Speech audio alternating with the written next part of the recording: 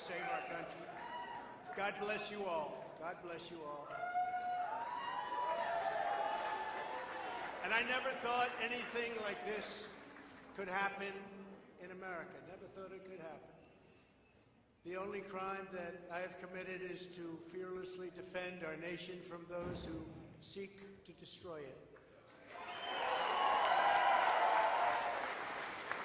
From the beginning, the Democrats spied on my campaign. Remember that?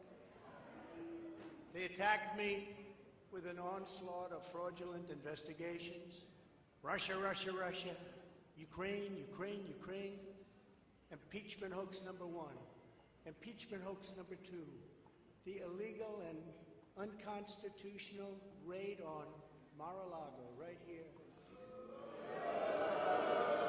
They're lying to the FISA courts, the FBI and DOJ relentlessly pursuing Republicans, the unconstitutional changes to election laws by not getting approvals from state legislators, the millions of votes illegally stuffed into ballot boxes and all caught on government cameras.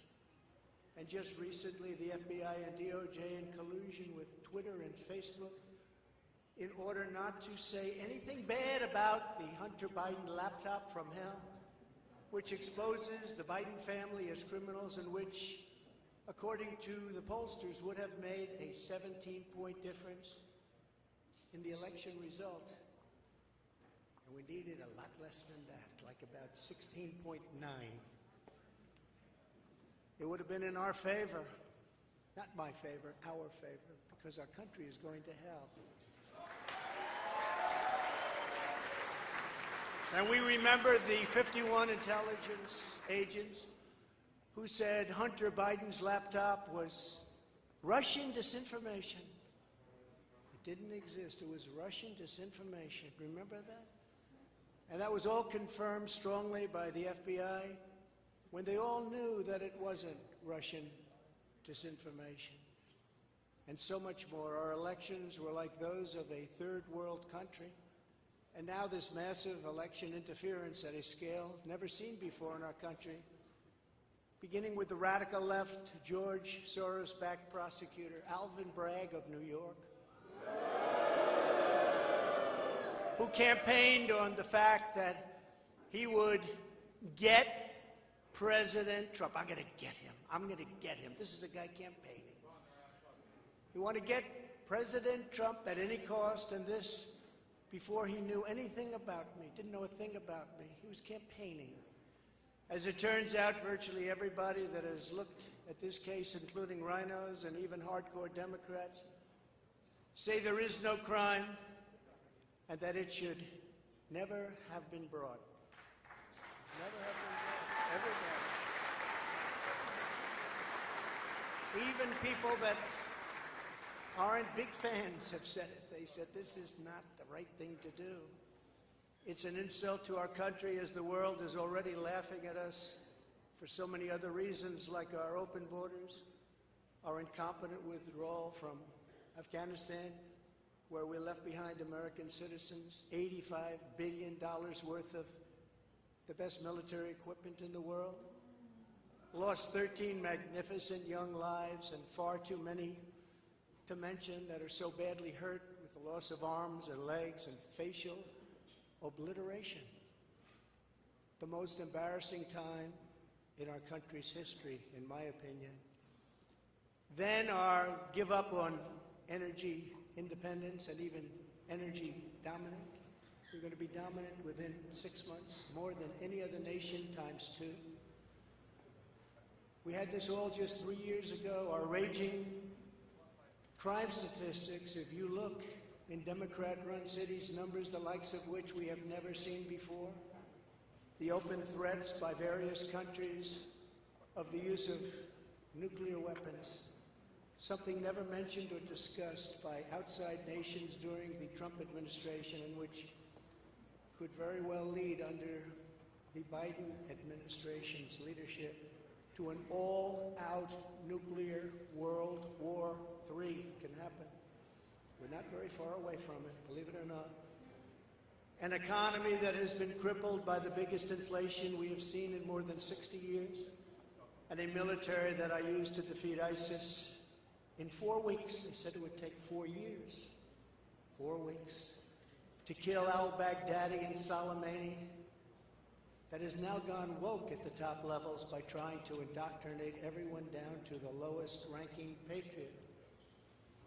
But now they have really stepped up their efforts by indicting the 45th President of the United States, who received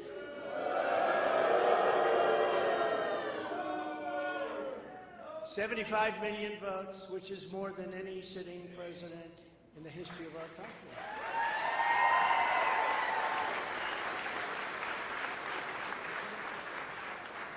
And in the wings, they've got a local racist Democrat district attorney in Atlanta who is doing everything in her power to indict me over an absolutely perfect phone call, even more perfect than the one I made with the president of Ukraine. Remember, I kept saying that's a perfect call.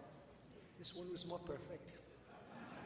Nobody said, sir, you shouldn't say that. Many people on the phone or hung up in disgust because of something I inappropriately said, because nothing was said wrong. In fact, at the end of the call, we agreed to continue our conversation about election fraud, specifically in Georgia, at a later time. Many people on the phone, including lots of lawyers, nobody found anything wrong with that perfect call until a book promotion tour many months later. All of a sudden they say, you know, I remember Trump making a call. Let's look at that. This fake case was brought only to interfere with the upcoming 2024 election, and it should be dropped immediately.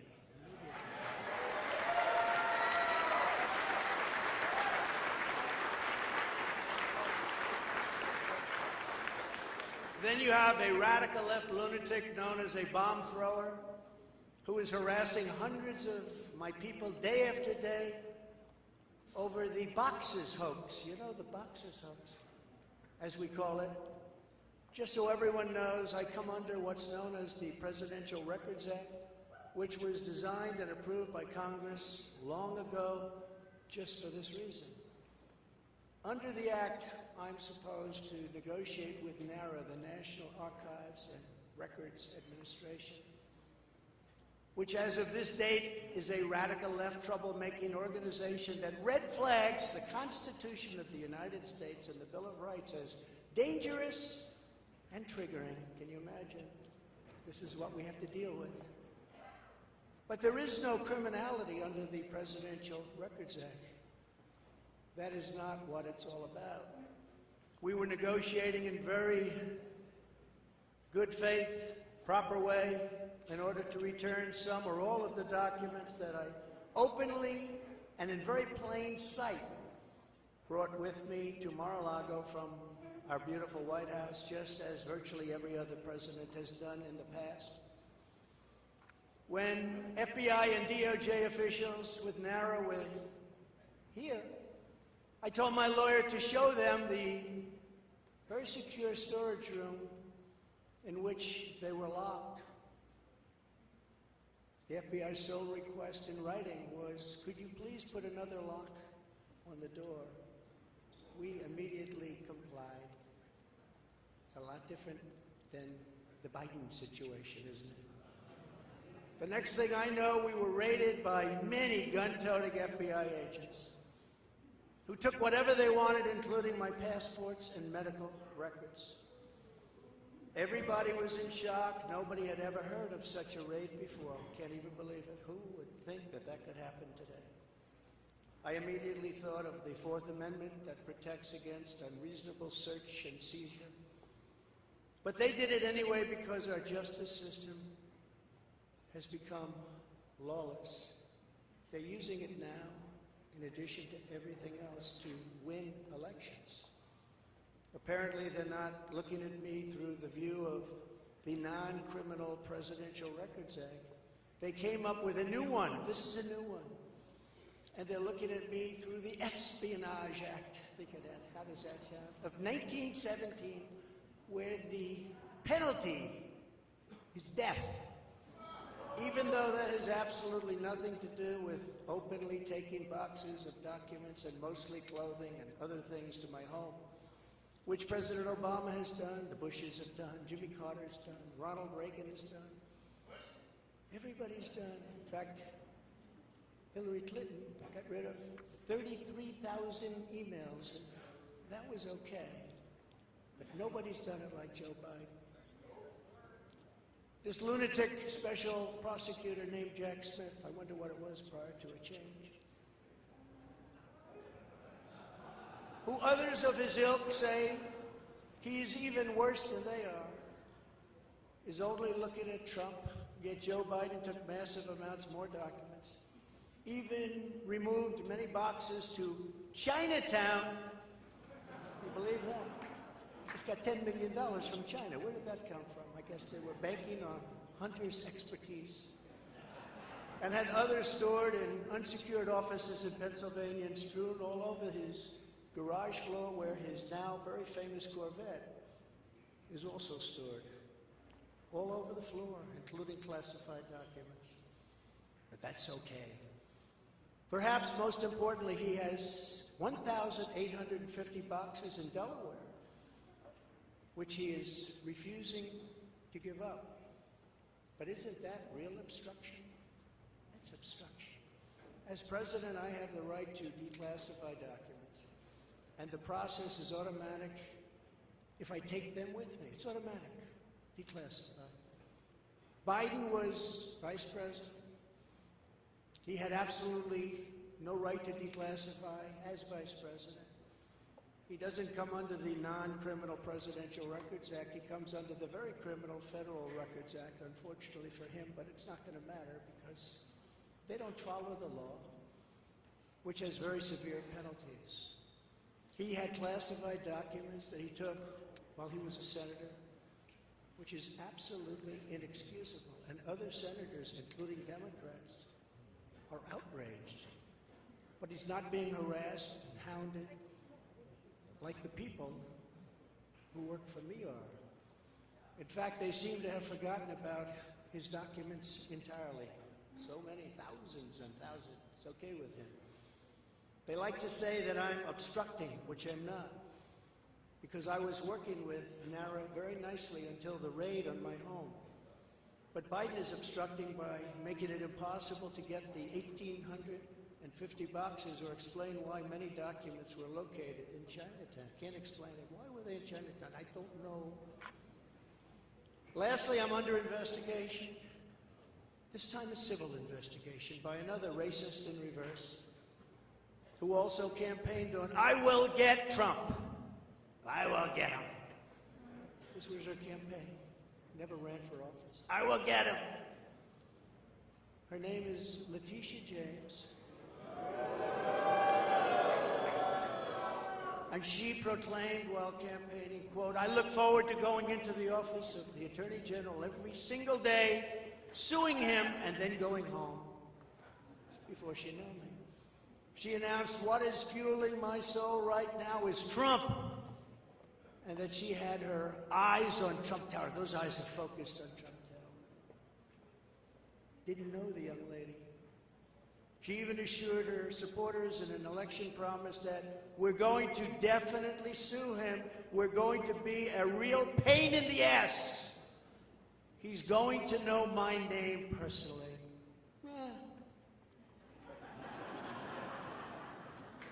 And then she claimed that I was an illegitimate president. Think of it. With all we did on energy, with all we did on the military, on taxes, biggest tax cuts in history, biggest regulation cuts in history, right to try, people able to get drugs now that aren't approved. Hopefully you don't have that problem.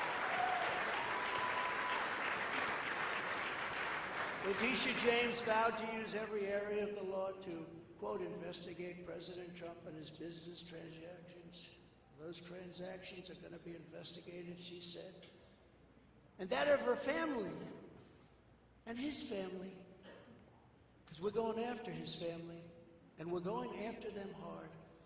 This is all before entering office and all before knowing anything at all about me, but she's going to get me.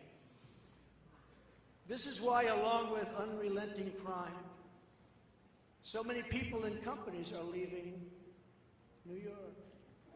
She said that I falsified my financial statements, but in fact we're proving and will prove that my financial statements were substantially more than we submitted, not less. And in all cases have a strong disclaimer clause in them which tells the institutions that may look at that if they want to, not to rely on the statement.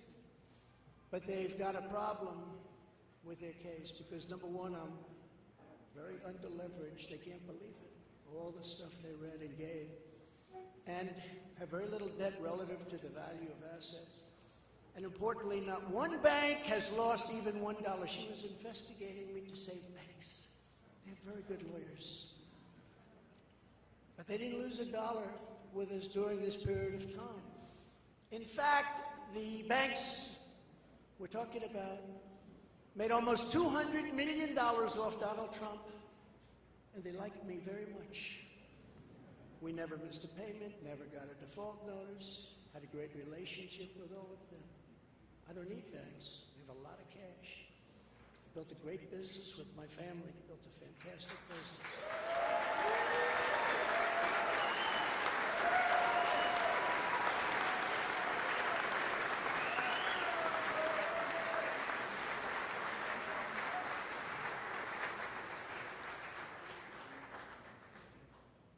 I have a son here who's done a great job, and I have another son here who's done a great job.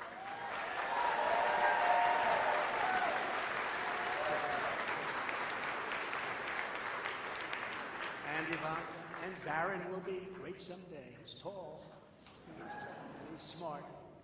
But I have a great family, and they've done a fantastic job, and we appreciate it very much. They've done it.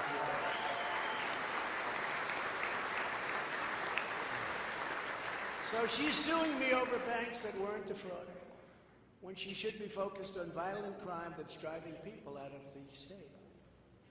This is a persecution, not an investigation. She's put our family through hell. It's cost hundreds of millions of dollars to defend, but our heads are held very, very high. They want to settle the case, but I want no part of that. So here we are now. It's where we were today, in a city that was so great just 4 or 5 years ago.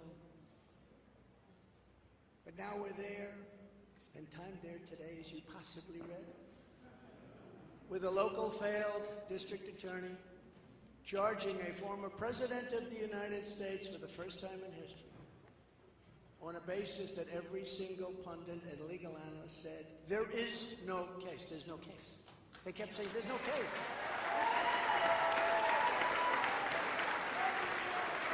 Virtually everyone. But it's far worse than that, because he knew there was no case. That's why last week he delayed for a month and then immediately took that back and threw this ridiculous indictment together.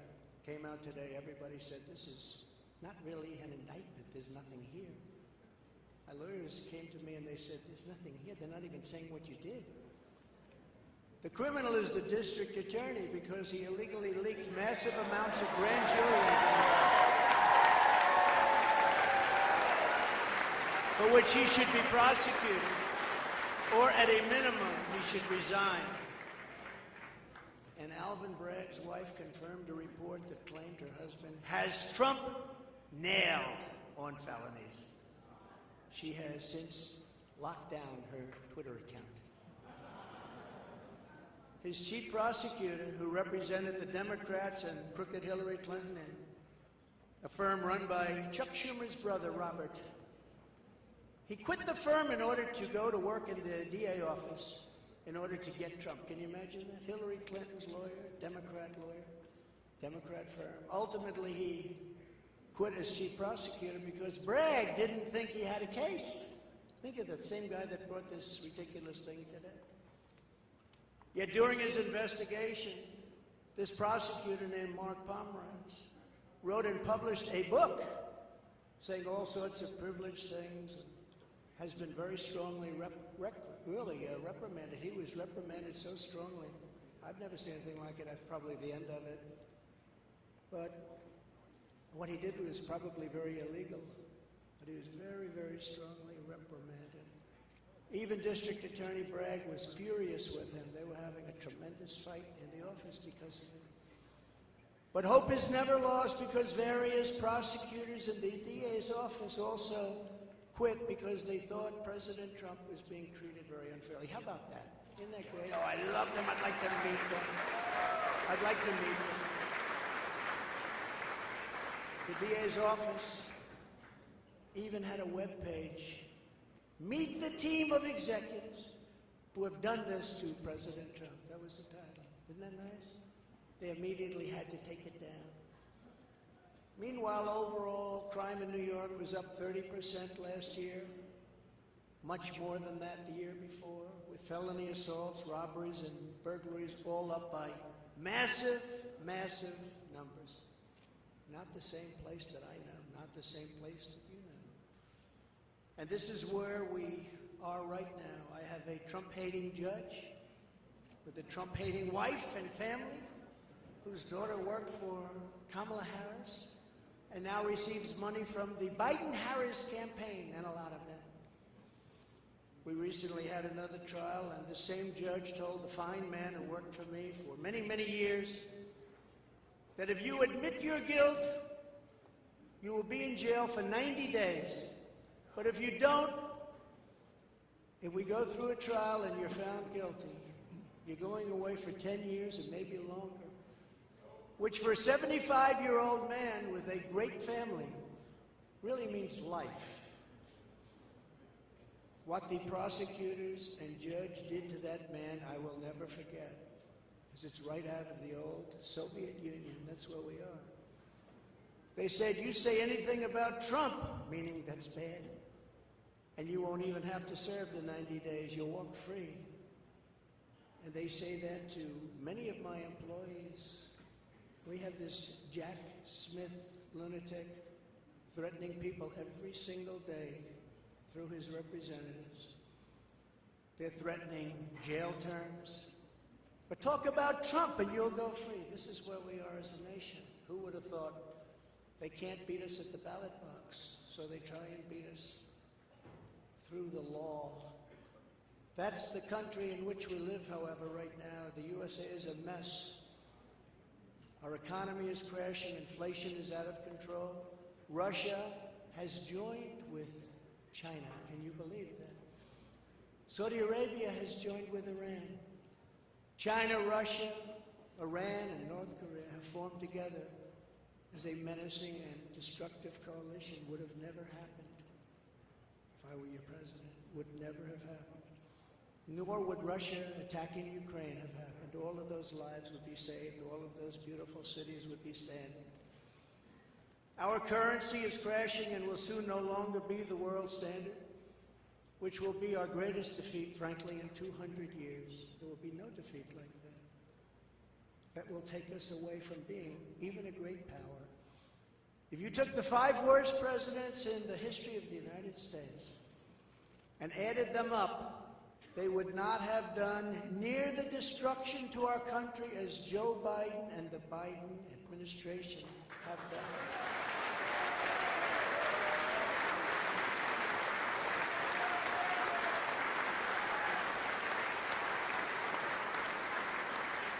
Incredibly, we are now a failing nation. We are a nation in decline. And now these radical left lunatics want to interfere with our elections by using law enforcement. We can't let that happen.